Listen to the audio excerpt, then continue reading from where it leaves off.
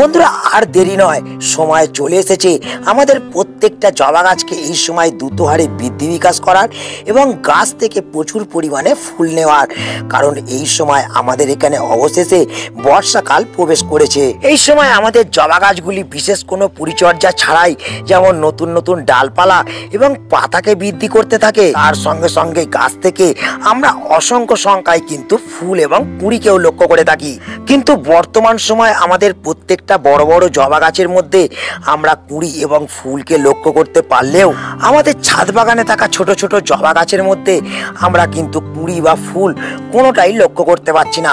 গাছগুলো সঠিকভাবে বৃদ্ধি বিকাশ হচ্ছে না। তাই আমরা যদি চাই আমাদের ছাদ বাগানে থাকা প্রত্যেকটা ছোট ছোট জবা গাছ থেকে প্রচুর পরিমাণে কুঁড়ি এবং ফুলকে পেতে এই বর্ষাকে কাজে লাগিয়ে আমাদের ছোট ছোট জবা গাছকে দ্রুত হারে বৃদ্ধি বিকাশ করতে, তাহলে এই আগস্ট মাসের শুরুতেই আমাদের প্রত্যেকটা ছোট ছোট জবা গাছের মধ্যে এই গুরুত্বপূর্ণ খাবারটিকে আমাদের প্রয়োগ করতে হবে এবং তার সঙ্গে সঙ্গে বিশেষ কয়েকটি সতর্কতাকে এই বর্ষা চলাকালীন আমাদের কিন্তু মেনে চলতে হবে। তাহলে আমাদের প্রত্যেকটা ছোট ছোট জবা গাছকে আমরা যেমন দ্রুত হারে বৃদ্ধি বিকাশ করতে পারবো, তেমন প্রত্যেকটা ছোট ছোট জবা গাছ থেকে আমরা প্রচুর পরিমাণে কুঁড়ি এবং ফুলকে পেতে পারবো। তো এই বর্ষার মুখে আমাদের কোন কোন সতর্কতাকে মেনে চলতে হবে এবং জবা গাছের মধ্যে আমরা কোন ধরনের খাবারকে প্রয়োগ করব, আজ এই সব তথ্যগুলিকে জানতে এবং বুঝতে হতে গেলে ভিডিওটা শুরু থেকে শেষ পর্যন্ত তোমাদের দেখতে হবে এবং অবশ্যই ভিডিও শুরুতে একটা লাইক করে দিতে হবে।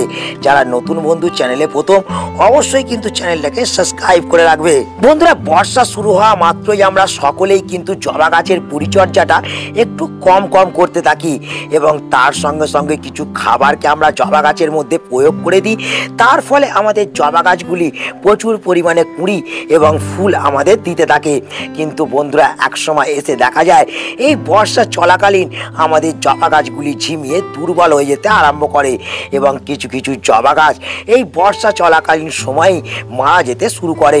তাই প্রথম যে কাজটা আমাদের করতে হবে, আমাদের প্রত্যেকটা ছোট ছোট জবা গাছকে আমাদের এই সময় কিন্তু সুস্থ রাখতে হবে এবং তার জন্যে আমাদের কিছু বিশেষ পরিচর্যা এবং সতর্কতাকে কিন্তু মানতে হবে। তাই এই সময় আমাদের প্রত্যেকটা জবা গাছকে সুস্থ রাখতে হলে, প্রত্যেকটা ছোট ছোট জবা গাছকে দ্রুত হারে বৃদ্ধি বিকাশ করতে হলে এবং প্রত্যেকটা জবা গাছ থেকে অসংখ্য সংখ্যায় আমাদের কুঁড়ি এবং ফুলকে পেতে হলে আমাদের প্রথম যে কাজটা করতে হবে, আমাদের কিন্তু জবা গাছগুলোকে একটা স্টেবল ওয়েদারের মধ্যে রাখতে হবে। কারণ বন্ধুরা, এই সময় আমরা সকলেই লক্ষ্য করতে পাচ্ছি বিভিন্ন সময় আমাদের এখানে কিন্তু বিক্ষিপ্তভাবে বৃষ্টি হচ্ছে এবং বৃষ্টি থেমে যাওয়া মাত্রই প্রখর পরিমাণে কিন্তু রোদ্দুর উঠছে, যার ফলে আমাদের গাছের পাতা ঝিমিয়ে যাচ্ছে এবং গাছগুলি দুর্বল হয়ে পড়ছে। তো বন্ধুরা, এই জিনিসটা হওয়ার ফলে আমাদের যে সমস্যাটা গাছের মধ্যে হচ্ছে, গাছের মধ্যে কিন্তু দ্রুত হারে ফাঙ্গাস অ্যাটাক হচ্ছে। কারণ এই ওয়েদারের তারতম্য হওয়ার ফলেই আমাদের গাছের মধ্যে কিন্তু নানান ধরনের ফাঙ্গাস এবং ব্যাকটেরিয়ার আক্রমণ হতে থাকে। তাই এই সময় আমাদের যে কাজটাকে করতে হবে, আমাদের প্রত্যেকটা জবা গাছকে একটা স্টেবল ওয়েদারের মধ্যে রাখতে হবে। মানে যখন বৃষ্টি পড়ছে তখন যেমন গাছগুলোকে আমরা খোলা স্থানের মধ্যে রাখবো, যখন বৃষ্টি থেমে যাবে তখন কিন্তু গাছগুলোকে আবার আমাদের সেটি জায়গার মধ্যে রাখতে হবে। প্রখর রোদ্দুর থেকে আমাদের গাছগুলোকে একটুখানি সরিয়ে রাখতে হবে, তবেই আমাদের গাছগুলো যেমন এরকম চাঙ্গা এবং সতেজ থাকবে, তেমন গাছের মধ্যে কোনো ধরনের ফাঙ্গাল এবং ব্যাকটেরিয়াল অ্যাটাক হবে না। তার ফলে গাছ সুস্থ থাকবে এবং গাছ থেকে আমরা কিন্তু ক্রমাগত হাজারো হাজারো ফুলকে পেতে পারবো। তো বন্ধুরা, এই কাজটা যদি আমরা প্রথমেই করতে পারি, তাহলে এই বর্ষাতে আমাদের একটাও জবা গাছ কিন্তু দুর্বল হয়ে মারা যাবে না।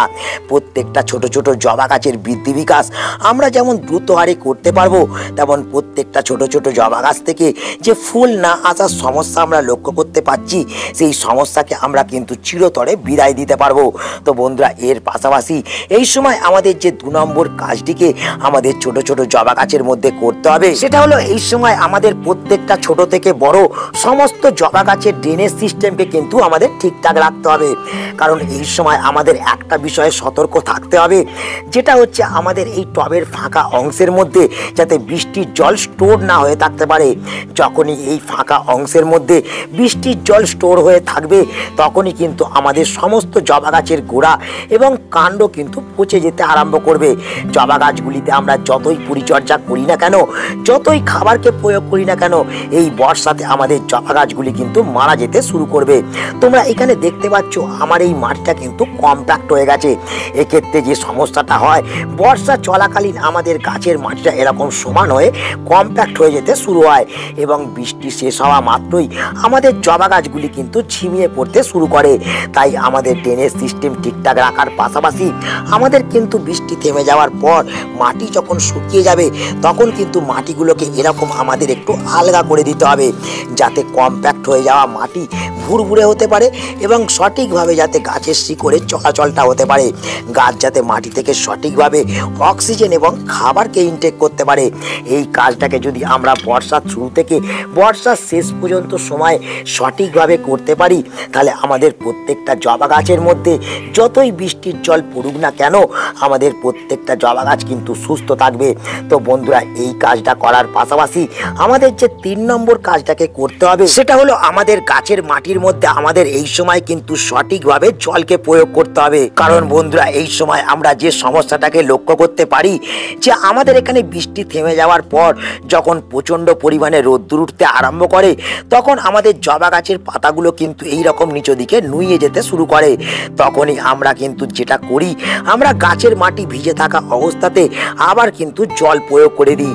এর ফলে যে সমস্যাটা হয়, গাছের কাণ্ড এবং পাতাগুলো কিন্তু ধীরে ধীরে পচতে শুরু করে এবং গাছের মধ্যে ফাঙ্গাস অ্যাটাক হতে থাকে। তো এক্ষেত্রে আমাদের যেটা করতে হবে, আমাদের গাছের মাটি থেকে বৃষ্টির জল যতক্ষণ না শুকিয়ে যাচ্ছে ততক্ষণ কিন্তু দ্বিতীয়বার আমাদের গাছের মাটিতে জল প্রয়োগ করা চলবে না। তোমরা এখানে দেখতে পাচ্ছ আমার এই গাছের মাটিটা কিন্তু ভিজে স্যাঁতস্যাঁত করছে, কিন্তু এই গাছের মাটিটা তোমরা লক্ষ্য করতে পারছো শুকিয়ে গেছে। তো এই রকম শুকনো মাটিতে কিন্তু আমরা আবার জল প্রয়োগ করতে পারবো, কিন্তু এই রকম ভিজে মাটিতে আমরা কখনোই কিন্তু জল প্রয়োগ করব না। এইভাবে যদি আমরা নিয়মিত জলকে ব্যবহার করতে পারি আমাদের জবা গাছের মধ্যে, তাহলে কিন্তু আমাদের ছোট ছোট জবা গাছগুলি যেমন দ্রুত হারে বৃদ্ধি করবে, তেমন গাছ থেকে আমরা কিন্তু একটা দুটো নয় অসংখ্য সংখ্যায় সম্পূর্ণ বর্ষাকাল জুড়ে প্রচুর পরিমাণে ফুল পেতে পারবো। তো বন্ধুরা, আমাদের জবা গাছের মাটির মধ্যে সঠিকভাবে জল প্রয়োগ করার পাশাপাশি আমাদের কিন্তু একটা সতর্কতাকে কিন্তু অবশ্যই এই সময় মানতে হবে। আমরা এই সময় দেখতে পাই যে জবা গাছের মধ্যে নতুন নতুন ডালপালা এবং পাতা দ্রুত হারে বৃদ্ধি হতে থাকে। সেক্ষেত্রে গাছের গোড়া থেকেও এই রকম ডাল কিন্তু বৃদ্ধি হয় এবং সেই ডালের পাতাগুলো কিন্তু মাটির মধ্যে এই রকম ঠেকে থাকে। এর ফলে যেটা হয়, এই পাতা থেকে কিন্তু ফাঙ্গাস অ্যাটাক হতে থাকে গাছের মধ্যে এবং গাছগুলো কিন্তু ধীরে ধীরে মারা যেতে শুরু করে।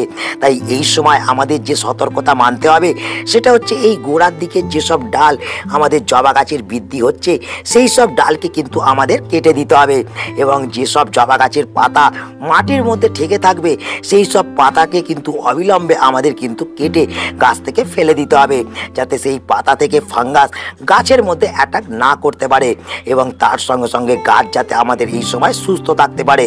তো বন্ধুরা, এই তো ছিল আমাদের 3 নম্বর টিপস এবং সতর্কতা। এরপর চলো আমরা দেখে নিই আমাদের 4 নম্বর কোন কাজটাকে করতে হবে। তো বন্ধুরা, এই সময় আমাদের প্রত্যেকটা ছোট ছোট জবা গাছকে দ্রুত হারে বৃদ্ধি বিকাশ করতে হলে এবং প্রত্যেকটা ছোট ছোট জবা গাছ থেকে আমাদের প্রচুর পরিমাণে ফুল পেতে হলে আমাদের এই সময় যে কাজটাকে করতে হবে সেটা হচ্ছে আমাদের গাছের শিকড়কে যেমন বৃদ্ধি বিকাশ করতে হবে, তেমন গাছের মধ্যে আমাদের কিন্তু পটাশিয়ামের ঘাটতিকে মেটাতে হবে। তাই এক্ষেত্রে আমরা যে 4 নম্বর কাজটাকে এরপর আমাদের জবা গাছের মধ্যে করব সেটা হচ্ছে এই দুটি খাবারকে আমরা কিন্তু এই সময় আমাদের জবা গাছের মধ্যে প্রয়োগ করে দেবো। তো বন্ধুরা, এই খাবার দুটি হলো সুপার ফসফেট এবং তার সঙ্গে সঙ্গে পটাশিয়াম। কিন্তু এই খাবারটাকে আমাদের কতটা পরিমাণে প্রয়োগ করতে হবে বা কোন সময় প্রয়োগ করতে হবে সেটাও কিন্তু আমাদের জানতে হবে। কারণ বন্ধুরা, এই দুটি খাবারকে যদি আমরা সঠিক সময় সঠিক মাত্রায় প্রয়োগ না করতে পারি তাহলে আমরা কখনোই আমাদের ছোট ছোট জবা গাছকে দ্রুত বৃদ্ধি বিকাশ যেমন করতে পারবো না, তেমন কোনো জবা গাছ থেকেই আমরা এই সময় সঠিকভাবে ফুলকে পাবো না। বন্ধুরা, তোমরা দেখতে পাচ্ছ আমি কিন্তু এখানে সুপার ফসফেটকে নিয়ে চলে এসেছি। এবং এই যে টবটা তোমরা দেখছো এটা কিন্তু একটা 6 ইঞ্চির টব। আমাদের যেসব জবা গাছ 6 ইঞ্চি টবের মধ্যে আছে বা যেসব জবা গাছ ছোট সেই সব জবা গাছের ক্ষেত্রে আমরা কিন্তু হাফ চামচ সুপার ফসফেট প্রত্যেক 10 দিন অন্তর অন্তর আমরা কিন্তু মাটিটা খুঁজে মাটির চারিদিকে কিন্তু সুন্দরভাবে প্রয়োগ করে দেবো। তোমরা দেখতে পাচ্ছ আমি কিন্তু সুপার ফসফেটটা মাটির চারিদিকে কিন্তু সুন্দরভাবে প্রয়োগ করে দিলাম। এবং এর সাথে সাথে আমাদের যেটা নিতে হবে সেটা হচ্ছে লাল পটাশ।